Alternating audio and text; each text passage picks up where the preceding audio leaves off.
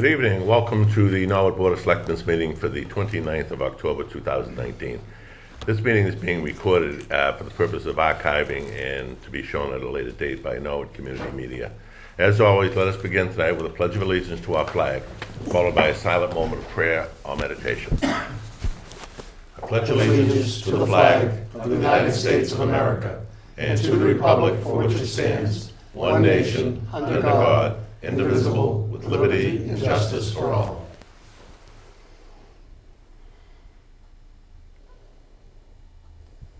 Thank you all. Please be seated. Tonight we have no appointments for the evening, so we just have, we can start with new business rather, if that's okay with the rest of the board. Number one, Jennifer Regala, Norwood High School Athletic Boosters Club, submitting requests to place lawn signs at various locations around Norwood to promote the annual Turkey Trot race on Sunday, November 24th. And the signs would be in place from Friday, November 1st until Sunday, November 24th. Motion approved. Second. A motion to approve and a second. Moderna Inc. submitting requests for signatures. Vote on it? We've already done that previously. Which one? Didn't we already vote on that previously?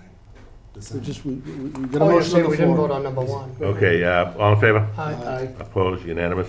Number two, Modernix Inc., submitting request for a signature to the board regarding a tax increment finance agreement which has already priorly been approved by town meeting. Motion to sign. Second. A motion to sign and a second, all in favor? Aye. Opposed, unanimous. Number three, Right Away Inc., doing business as Mobility Works, located at 333 Providence Highway, submitting request to transfer their Class 2 license from 333 Boston Providence Highway to number 560 Boston Providence Highway, effective December 9th. This is an address change only. Nothing else is changing, no board of directors or anything else. This doesn't in any way fall into a gray area or problem area because of our moratorium on Route 1? No? Okay, no And problem. we've done this before without any type of hearings. Motion approved. A motion to approve Second. and a second, all in favor? Aye. All opposed? Number four, Selectman Najjar, application form and rules and regulation for the Norwood Morse House. Selectman Najjar, sir. Well, for the request of the board, I followed basic norms of what we did for the Norwood Center, the grounds and the common. Right, the town common. I had a community meeting there for anyone that was interested. There were 13 people that showed up. It was very, very good. They conducted themselves very well. And that led to a draft that you all have for discussion and feedback to see what we can do to either tighten it up or make changes, whatever it is, and then at some point have a final version for a vote. I did receive, I think you all have received, Bill's, Plasko's comments on it, and I do understand that when he can speak for himself, he doesn't need me to speak for him. I am concerned about the timing of it all, but I understand that the discussion probably should have taken place, or at least brought up well before now. I mean, we delayed this discussion several times, and nothing was ever brought up or concerns made, and I distinctly said I was going to model this after the town common and gazebo rules. So I really need Bill to,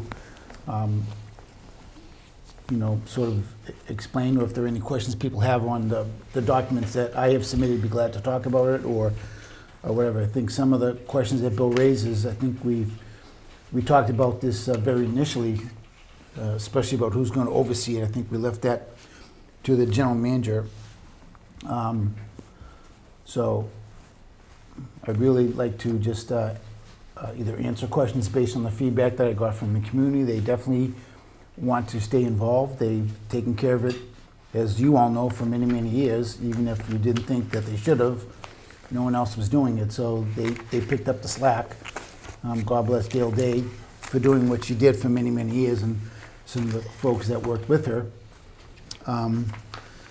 The folks at the meeting expressed pleasure that the town was taking it over after all these years and would be overseeing it. I did have a long conversation with Matt Walsh downstairs, and he sent me much information about what we could do with the property, with the capital, the CPA funding. Sent me some links and what some other towns have done with similar type projects, as far as if we have to add an elevator, upgrade the facility for code purposes, that's all allowable.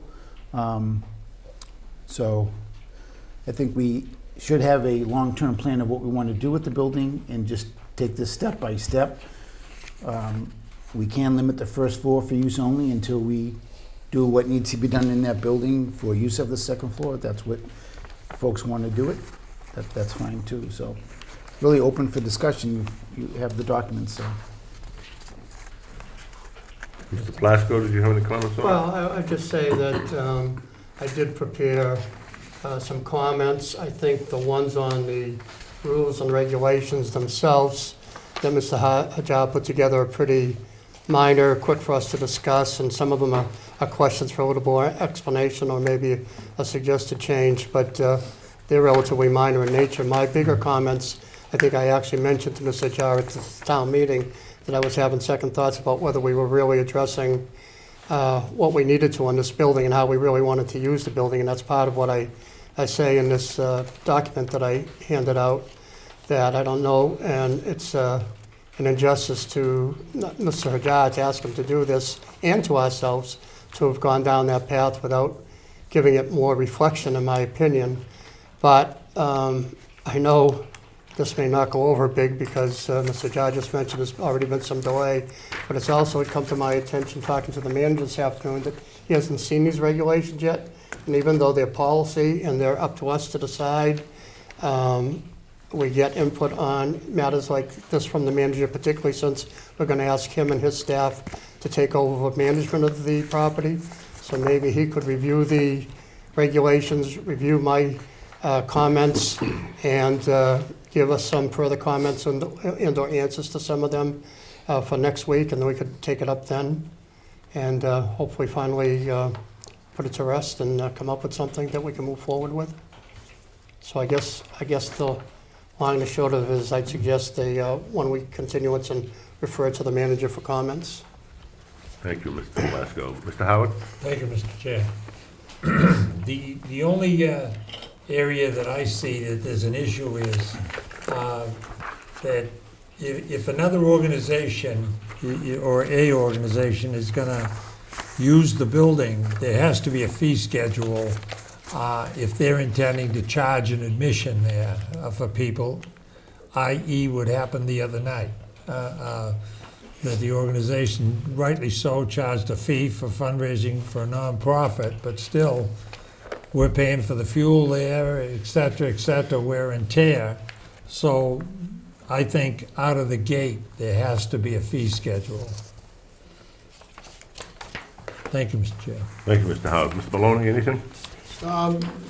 No, I'm with Mr. Plasko if he wants to delay the conversation a week. I agree, though, that the regulations as written are, I think, pretty strong anyway. I have some suggested changes I'd want to propose to them, but overall, I think it's a pretty strong document that Mr. Hajar has generated here. But Mr. Plasko's greater point in his memo is that we probably have not given sufficient thought about what we want to do with the property overall. Do we want to make any capital improvements to it? Do we need to make it handicapped accessible to the second floor? Mr. Howard brings up the question of do we charge fees? I think it's probably a good idea that we do. But, and Mr. Plasko makes that point as well. So maybe that conversation is for next week in the interest of time tonight. But I definitely, I like the document overall, I have some questions, but if we have to take a more global look on the whole thing first, then let's do it. Mr. Plasko? Yeah, I think we have some time tonight and that we have a light schedule, but my point, I think, that I made is the manager hasn't even seen it yet, so that's the one reason I'd ask for a week's delay, otherwise we could sit down and go through this, I think. Okay. I agree with that 1 week delay also. The only things that concern me basically is the security of the property itself as a whole. And secondly, handicap accessibility, how far do we have to go on it? Are we required to make it handicap accessible to the second floor? And those are probably questions better answered by the building department. Sir? I actually don't mind the week delay. I mean, the whole purpose of and I said, I think from the outset, that wasn't planning for a vote, it's to get feedback from you or as well as Tony. There's a couple questions I can answer. One, as far as handicap accessibility, if we're going to allow the public to use the second floor, you have to make it handicap accessible. If you're going to open it to everyone then. Right. Otherwise, it needs to be off limits. Capital improvements, I think this is a prime target for CPA funding. It's a historical building. They get historical funds. I think the way I saw the plan working out is Tony is planning on doing an engineering study of the building to understand sort of what upgrades are required to bring it up to code compliancy. And then we would have someone take a look at it to sort of give an outline design, because before you can present it to the CPA for funding, they need to know what the scope is and what the costs are looking for. But this could be funded through them without actually anything from borrowing or free cash input from us. We could do it through them. As far as Alan, you're right, there should be some sort of fee schedule, but taking what we've done with other policy discussions was you want as much latitude as possible. So it really is a statement that says the Board of Selectmen can charge a fee unless they want to waive it, which a request would have to be made to have the fee waived. It's all within the jurisdiction of the board. If you want a fixed fee schedule, you just need to be concerned about are the same people getting waivers all the time, or whatever the reason. So, but there is wording in the document that says the Board of Selectmen can charge a fee as it deems necessary, and then the waiver can be also granted. So I think we have pretty much everything covered. Obviously, Tony's input notwithstanding. Mr. Chairman? Sir? Mr. Plasko also asks a couple of questions of a more practical nature having to do with daily and weekly maintenance, cleanup, and trash and all. I suppose those are easy enough to resolve, but they should be part of the discussion in the next week as well, I think. Granted. Mr. Plasko, I believe you have a motion to... Based on the comments, I think it's practical to move along, that I request or move that we continue this for 1 week and refer to the manager for his comments as well. Okay, Second. I have a second on that. So I have a motion and a second to postpone this for 1 week, the manager's comments, etc. All in favor? Aye. Opposed? Unanimous? So we'll move along now to unfinished business. Joseph A. Collins, General Manager's Office, submitting a request for the signature of the board for a sewer service agreement at number 10 Countryside Lane, Walpole. We discussed this over the last few weeks. We have Mr. Ryan here, our Department Superintendent for the Public Works. Would you like to give us a quick overlay? Yes, Mr. Chairman, members of the board, thank you. Behind me is Rob Delisle. That's correct. Say it properly, and Gloria, and his wife. And they own the property at 10 Countryside Lane in Walpole, which is right at the Norwood border. Countryside Lane extends into Norwood. And back in August, Mr. Delisle came to us at Engineering Public Works, looking for the possibility of connecting to the town of Norwood sewer system, because the Norwood sewer system is close access to it, and Walpole does not have a sewer system there. They would be burdened with installing a septic system, which, quite frankly, in my opinion, knowing the area and soils and everything else, would be probably very hard to achieve. So we've worked with them for the past couple months trying to come up with a plan. We have a plan. They have submitted it to Public Works and Engineering. We have approved it. They have submitted a $1,500 connection fee, which is the typical fee for someone in Norwood to connect to.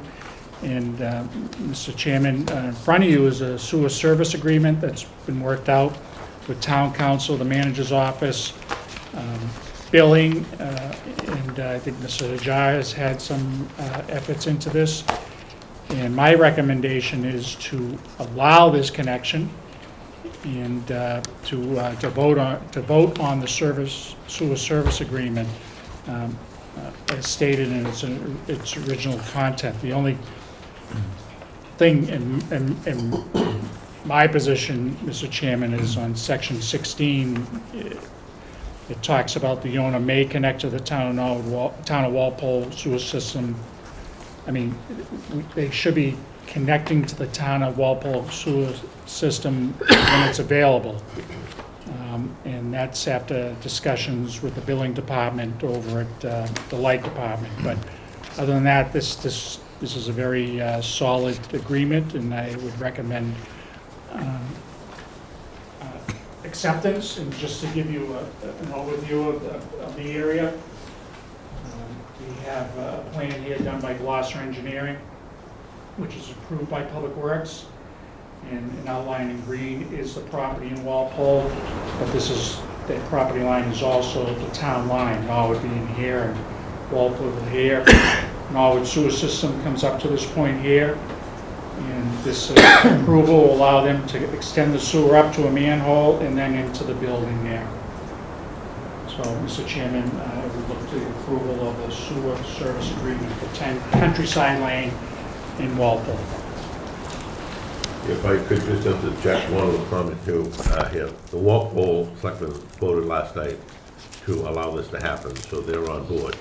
Mr. Delisle, I believe, has already signed some paperwork on the Walpole side.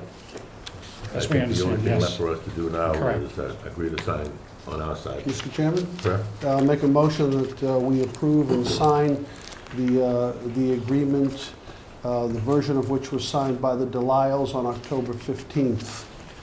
Second on the motion. I have a motion and a second on that motion. Mr. Hajar? Thank you, Mr. Chairman. I had raised the issue earlier on about the use of the word may versus shall within X number of days, because I was just concerned for the homeowner. But with the letter that we got today from Rick Mattson, it specifically states, please be advised by a vote of 5-0, the board authorized, we're talking about the Water Sewer and Commission Board, authorized the connection of the above-mentioned property in accordance with the town of Norwood's attached sewer service agreement, which says shall. So I give up my effort. I was strictly looking out for, it didn't matter if it was a Norwood a resident or a Walpole resident, it's a homeowner just trying to avoid costs, but this expedites the matter, moves it, so we're not gonna go back and get changes made and then have to go back to the town of Walpole. So that's why I think we should just do this and thank the homeowners for their patience for a week. I agree with that. I think we should stick with the original document. So I have a motion and a second. All in favor to sign? Aye. Opposed? Unanimous? We will sign that document. Thank you.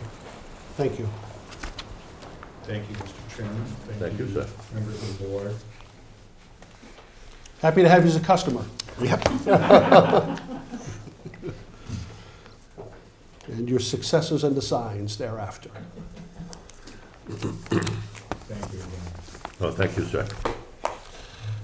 Number 2, Traffic Safety Committee, discussion regarding members of the committee, process, and determination of information to be included with the committee's recommendations when presented to the board. Mr. Chairman? Sir? Thank you, Mr. Chairman. We talked about this matter a couple of months ago. I don't know what formal action we did take on it, but just in case there's any uncertainty, I would like to propose that we establish something that we call the Traffic Safety Advisory Committee, the membership of which would include, we should call it the General Manager's Traffic Safety Advisory Committee. Under the guidance of the General Manager, the membership will consist of the town engineer, the safety officer, the police chief or his designee, and the school facilities director or his designee. Fire chief or his designee.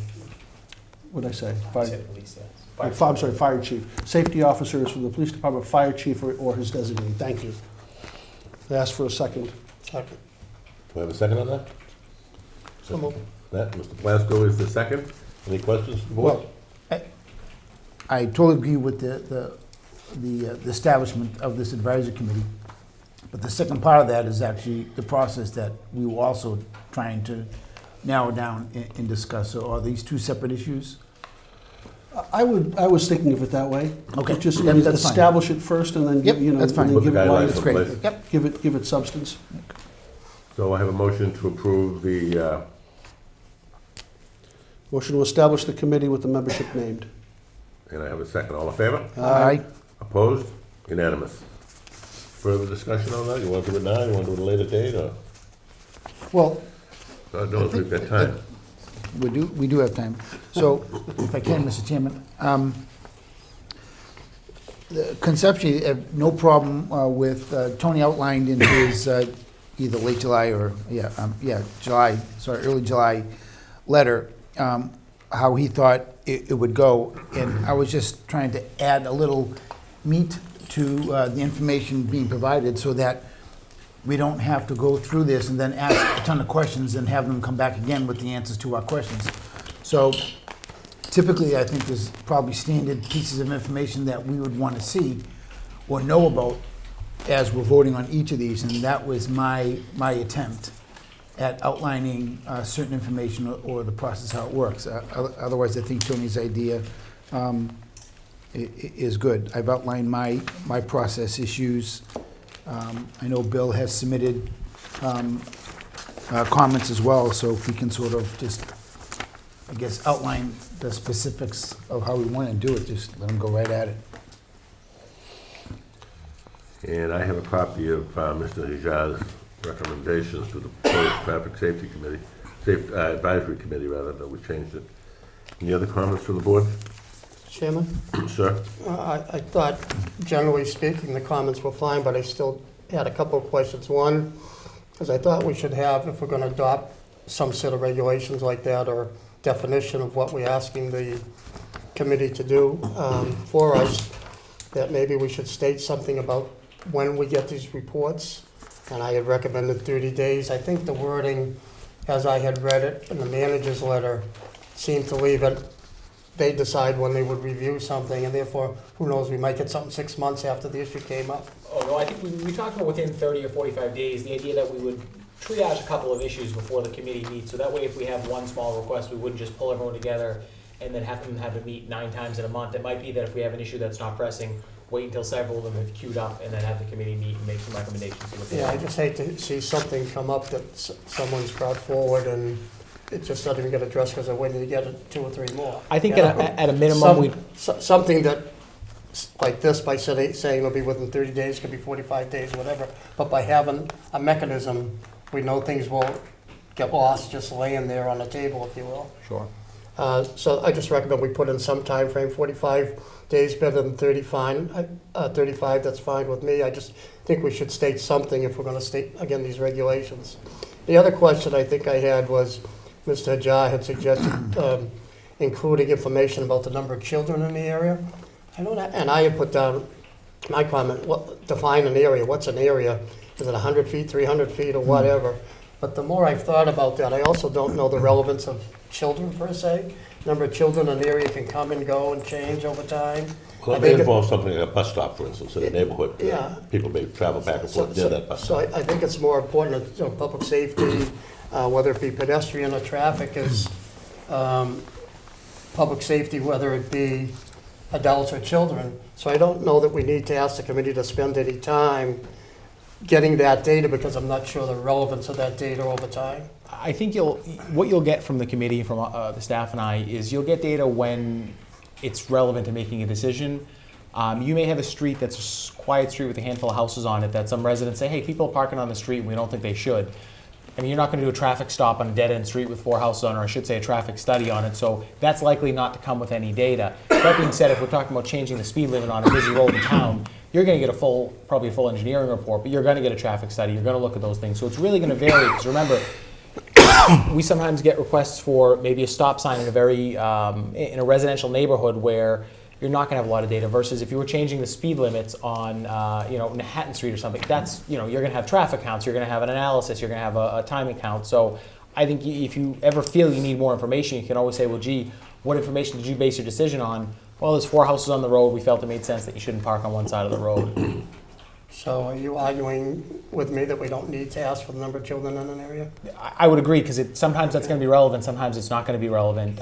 Same thing with a traffic count. Sometimes the daily traffic count's got to make sense. There might be a time where you do have a pedestrian safety issue or a school safety issue, and the number of cars going by are irrelevant because you've got 100 kids walking to school that way, and it doesn't matter if it's 5 cars or 5,000 cars. So every situation is going to dictate what kind of information we need to get to you. And if I the board agree. doesn't feel they have enough information, by all means say, hey, we don't know why you're making this decision. We don't think you're justifying your decision. Get us more information, and we'll come back with more information. So the only other comment I think I had was on period of years, accidents or violations. Mr. Jihad suggested 10 years.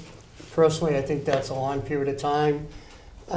Somebody, says, well, there's been 2 accidents in 10 years, but they also happened 10 years ago, and something's changed that there's no longer an issue. So why are we concerned about traffic 10 years ago if situations have changed? And by the same token, if we've had 2 accidents in the last year, somebody makes the case, 2 accidents in 10 years is nothing, but it's significant that they're recent. So I just think a shorter period of time, not a big deal, but it's the only comments I had. There again, we can always provide that information. The only concern is sometimes are we gathering so much data that we otherwise wouldn't use in our analysis to, in your capacity as road commissioners, to make a recommendation. There may be times we do, if we say, look, we need to put a light here, we need to put a stop sign here, we need to do A, B, or C, and based on crash data, we may present that to you. There may be times, again, where the crash data just isn't relevant because there's another reason there. You may slow a speed, as Mr. Bishop would know as a police officer, you may lower a speed limit on a street, and it may be that there have not been any accidents on that street, but you have a lot of kids walking down on the street. So, we could look and see that there are no accidents, but I think it would help us if we had the flexibility to present what data we feel is relevant So we to the should recommendation state that we're 5 or making. 10? That would be my recommendation, 5 because to sometimes 10? it's just not going to 5 be. 10. 5 to 10 Just say years, 5 to 10. as determined by the committee. Yeah, that was my only issue too, was the relevance of 10 years out as Sure. opposed to maybe 3 to 5, so I'm fine with that. By all means, when we get your recommendation, we'll let you know what we're basing it on. And if you feel you need more data to justify that recommendation, we'll always be You happy can't to be bring more. restricted by guidelines either, you gotta be It's gotta be able to open. Sure. think, and find out what's really needed. It might be needed in this situation, but not needed in this situation over here. Like the examples you gave us, the children walking on the street and so on.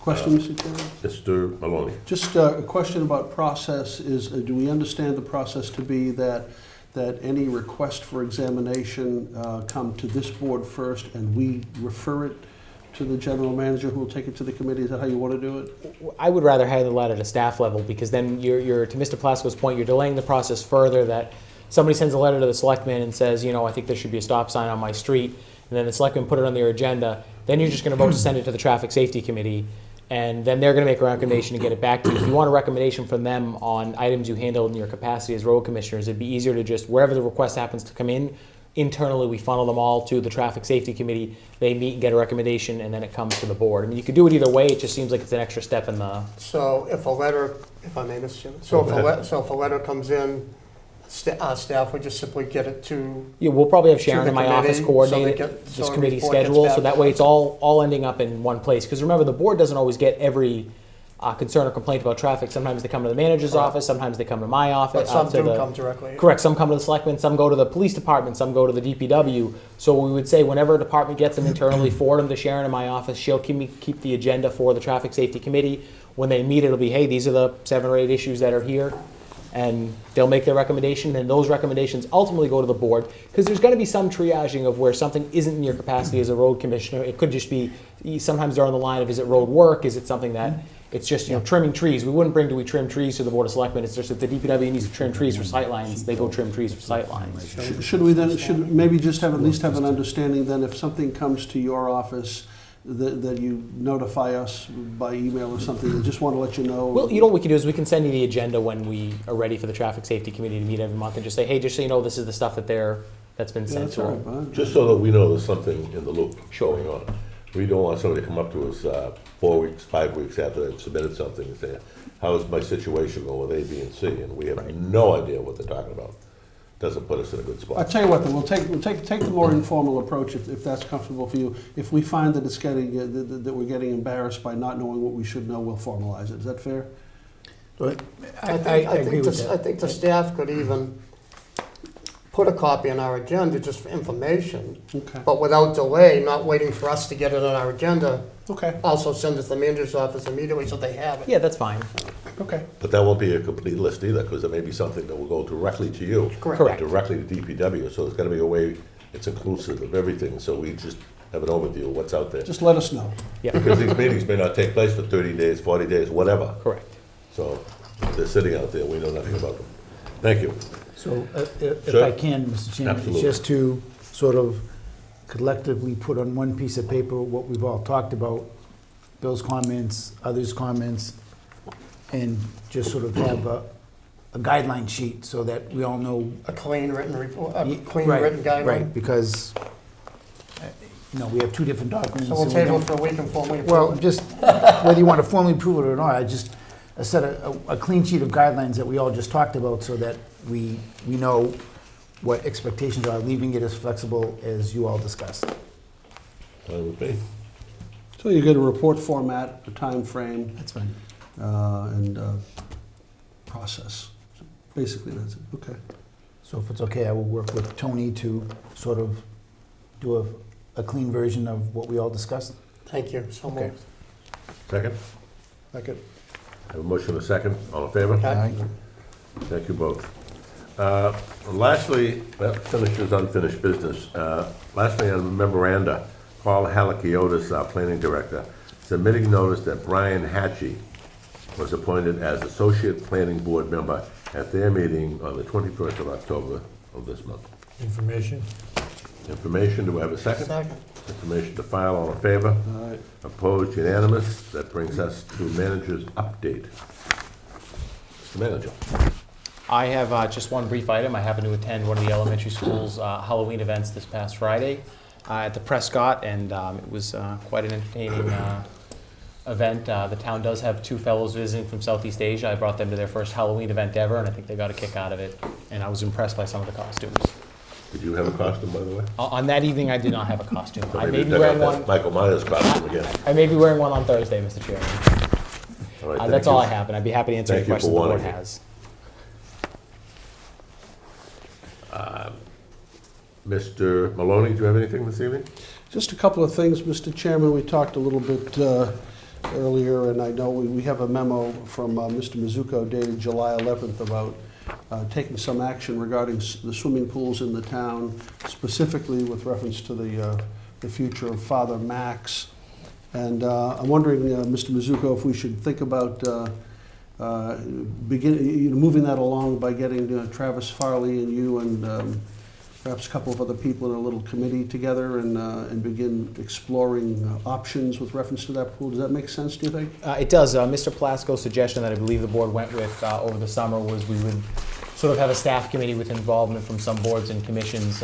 My recommendation just be somebody from my office, Travis, somebody from the Board of Selectmen, and then maybe somebody from the FinCom and from Capital Outlay, because as we sort of map out what we want to do with our pools in the next couple of years, there's likely to be a large capital investment one way or the other. So having some folks kind of wade through that and come up with a recommendation, I think kind of wade through that. Well, would in be that a, case, Mr. Mizuko, if you're looking for somebody from this board to be involved, I would proudly nominate the only lifeguard among us, Mr. Alan Howard, because he can at least float, and the rest of us probably can't. So I'll nominate Mr. Howard to join that committee if Mr. Howard doesn't mind the surprise and agrees to do it. No problem. All right. Do I have a second on that? Second? I have a motion and a second. All in favor? Aye. Opposed, unanimous? we're happy to Mr. have Mr. Howard on board. Congratulations.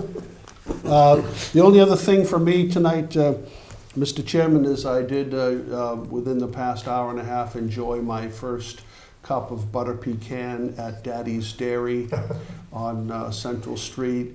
It's a nice, big, well-lit, clean facility. I'm sure it's going to stay that way. And we want to wish the owners, the proprietors of that business all the best in their new operation, and hope they make a lot of money, and they're going to make a lot of people happy with their ice cream. They certainly made me happy. Thank you, Mr. Chairman. Thank you. And for the looks of that scoop, it took you a while to get through it.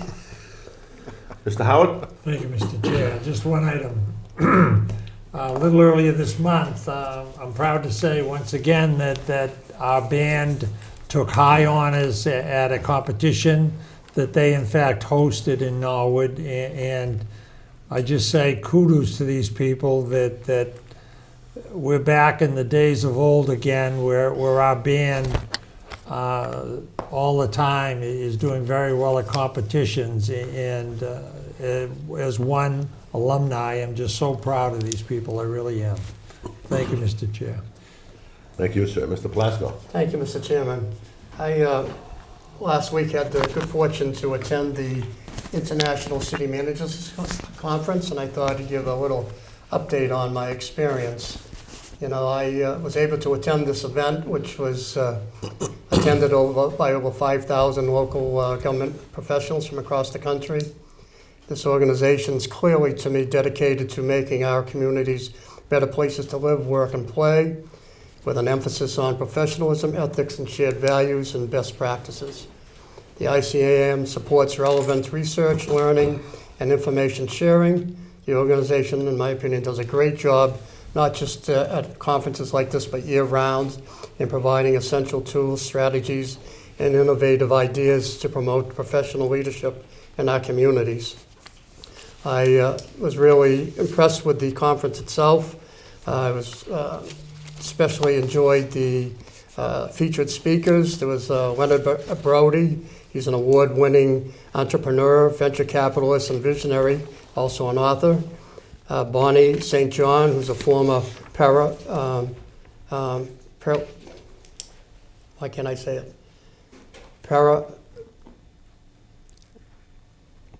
Paralympic skier, medalist. She had lost her leg as a 5-year-old and had to build up her strength and her courage and her conviction and her training to be able to compete. And she eventually was able to be a winner, a medalist in that event. She also is a Fortune 500 business consultant, a Rhodes Scholar, and a former employee at the White House. So these people were really extremely interesting to hear their stories, the information they provided us, and very inspirational in their discussions. And I was particularly impressed with Kristen Cox. Kristen is blind. She's been blind since the age of 11, and she has been the Executive Director of Management and Budget for the state of Utah since 2012. She spoke about how to integrate operational excellence into the state's management and budgeting practices, and she emphasized how to affect professional positive changes in the workplace, and it was a really, really inspiring discussion. There was also a number of workshops, many for the attendees to participate in and to get valuable information from. A couple that I attended was the Recycling is Broken, an update on the crisis. We're all familiar with that crisis. That discussion was led by the Vice President of Public Services, Richard Copeland. He gave some information that we all have heard in the past and some update and some pretty relevant information for us to consider as we go forward and when we're going to have to be negotiating our new contracts. So I found that very helpful and informative. There was another one, fostering the culture of innovation and collaboration in our communities. Another one that I was particularly interested in was moving forward with a smart community strategy. This discussed how communities are going to start to be run in the future, or are actually already beginning to be run as smart communities. And that basically means pushing aside politics and preconceptions in favor of using data and analytics to make sound decisions. And it was really interesting hearing some of the stories already developing in communities across the country. And there are a few others that were very interesting. Mostly, I thought the opportunity to experience this and take in some of the best practices being used around the country, to experience the team building and camaraderie that we could build among our employees and also our counterparts in the communities around us, local communities, was an excellent opportunity. I enjoyed it a lot. It's kind of a step up, in my opinion, from the Mass Municipal Association that we tend to find helpful and informative here in the state each year. I think it was just one step further and a great practice. I know the manager has been strong since he came, even negotiated into his contract being able to go to these trainings, and that we put in the budget monies to be able to train our administrative staff. Every month we get reports from the police and fire chief, and I think one month one or the other of us always comments how pleased we are to see the ongoing training that they're receiving. And I think it's just important that we support that effort for our administrative staff and keep the town running as professional as possible. I think the manager started a good thing here, and look forward to it continuing because I think it's very productive and helpful. Thank you. Thank you, Mr. Plasko. I almost feel like I was there. Mr. Hajar. Thank you, Mr. Chairman. That was very good and informative, Bill. Thank you. Just three things, if I can, for all of you, is that we still need to talk about the facilities MOU. Is that targeted for a specific agenda date between the selectmen and the school committee regarding facilities? Right, that's going to be coming up hopefully in the next couple of weeks or so. Yes, let me just touch base. This week I intended to call the chairman of the school committee, Teresa Stewart, and apparently I have not done that, but I will reach out to her and find out what their plans are as far as signing. So, right now, no one's asking anybody to sign anything. It's to get feedback so we can make sure we put forward a final version acceptable to everybody. They've asked for additional documentation, which I have provided this past week to the school committee. So if there's anything you folks are looking to have in further discussing that document, I can send to Christina. She can put it in the reading packet. So just to let Mr. you Plasko? know. Question. Yeah, I don't know if this was discussed last week or not, so I'm a little behind and apologize. It sounds like you're suggesting we've had a committee that's been working on this, and now we're at point maybe to have a joint committee between the two boards. No, what we've asked the school committee and the board of selectmen, as well as the finance commission, is to look at the proposed MOU that's been drafted by the committee. Okay. And then, based on your feedback, the commission's feedback, and the school committee's feedback, we would make one final draft that would then be circulated for signature, first a vote and then signature by the two boards. Okay, that sounds great. I know you have shared along the way in some of the developing some thoughts, but that was a while ago, and I don't know how many changes or whatever might have been made. I would certainly appreciate the opportunity to get a copy of that. I haven't seen one, and happy So- to give you feedback. Thank you, Mr. Chairman. Thank you That's both. number one. Two is just an update on the Route 1 corridor study, as well as the open lot storage, sort of combined. And according to Paul Halkiotis, they should be done in the timeline for decision for, or proposal for amendment zoning changes for this spring.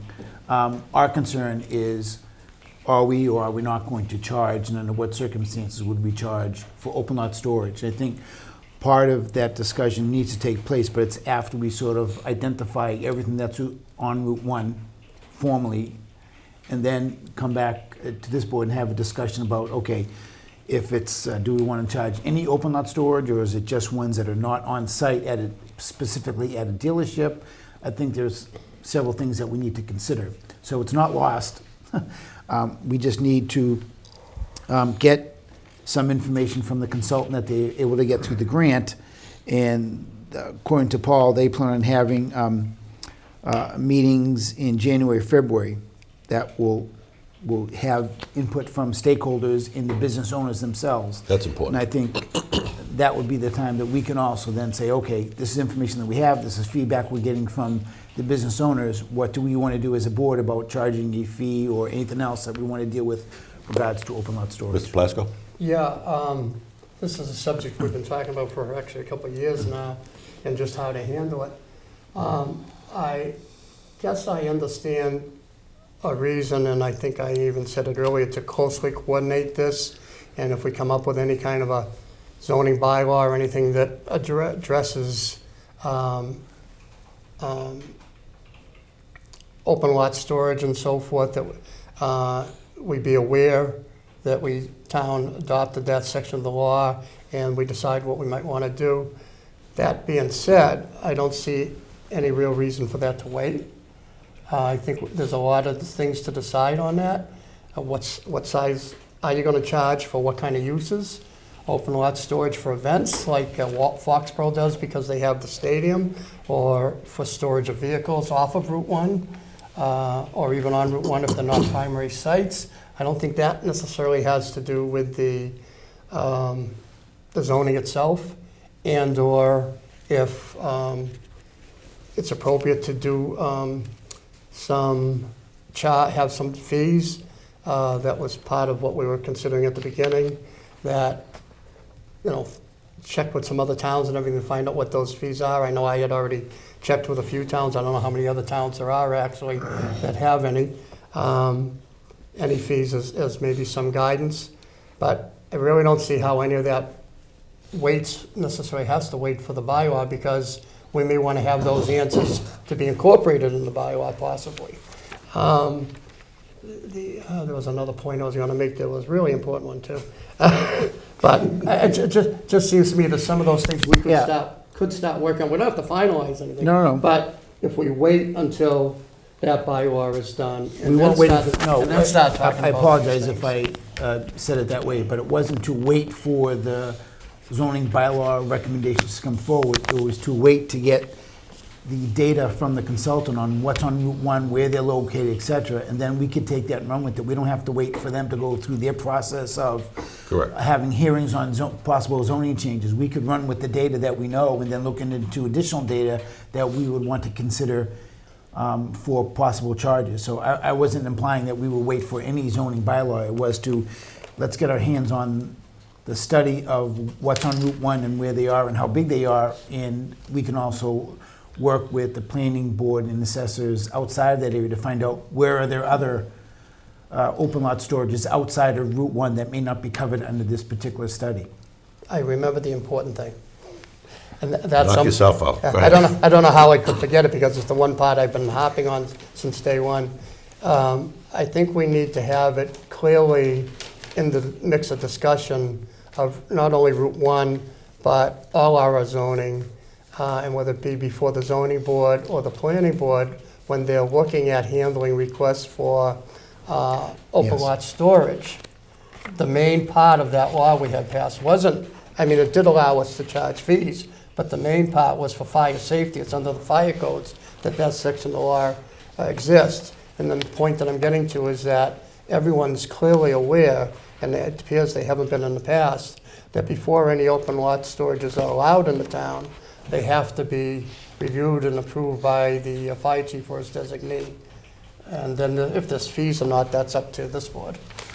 Right, but I think you also, in your comments, asked another question, that when the planning board issues a ruling with regards to a particular property of whether that street becomes one-way or only left-hand turns, whether it's really this board that has to approve it. And I'm going to say yes, and I'm going to just use my experience with Verizon. When we went before the zoning board of appeals regarding Access Road, they required certain time limits on when you could take a left or a right, et cetera. And the feedback that we got was they can approve those, they can make it in their decision, but it's always subject to approval of the Board of Selectmen. So to answer your question, Yeah, it's and that yes. doesn't matter, It's not their decision. So I guess somehow we have to incorporate something, but right. All right, so, thank you. Okay, thank you both. And you had another point, Mr.? The last one was, I don't know if any of you folks had a chance to watch the financial trending monitoring presentation that was made to the Finance Commission and some others that were in attendance by John Cadero, who's the town administrator for Northborough. presented a very good presentation on going forward for some things that we have done, financial policies, which I know we're going to finalize, adopting best practices, having some specific things that you want to work on over the next several years. So I know you're going to hear more about this.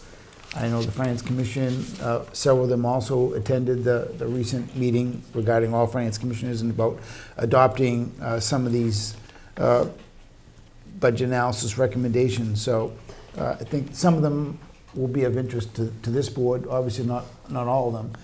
But as we move forward, everyone's put so much time into two financial policies where we talk about what we're trying to do with savings and making sure that we're not over borrowing, et cetera, et cetera.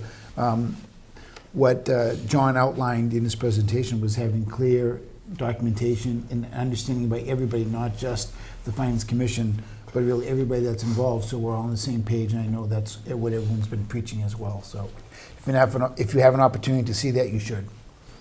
Thank you. Yeah, I did have the opportunity. Mr. Donnelly had forwarded that PowerPoint to me, but I think the PowerPoint misses a few things when you don't have the full presentation. So Yeah. I'll sit down with one of you and get it filled in. Thank It you. was very good. Thank you, Mr. Hajar. I have one thing myself to announce. I am blessed with some very good neighbors, and one of my neighbors is David and Sheila Monaghan. They are the operators of the Mug and Muffin restaurant here in Norwood. And because it's such a short window of notification, David came to me today and asked me if I discussed this today. One of Sheila's sisters, Maureen Murphy Martino, passed away very quickly this week, unexpectedly, at the age of 70 years old. And as I said, she was the sister of Sheila Murphy Monaghan. The wake will be tomorrow afternoon, 3 until 7 o'clock tomorrow evening, 3 to 7 tomorrow at Crock-Cornack Funeral Home. So if you want to pay your respects to Sheila and the family, now is your opportunity, or tomorrow rather is your opportunity. Burial services will be private. So again, my condolences to my neighbors, David and Sheila Monaghan, and to the loss of her sister, and my condolences to the entire family. I've known Sheila forever and ever and ever. I've known the entire Murphy family. Again, it was very unexpected. She was a young girl at the age of 70, and it was very unexpected. So if you want to pay tribute to her, respect to her family, her sister, and so on, please do so tomorrow at Crock-Cornack, 3 to 7. Thank you. And that's all I have for this evening. Motion to adjourn. I think I heard that familiar echo. I have a motion to adjourn in a second. All in favor? Aye. Opposed? Unanimous?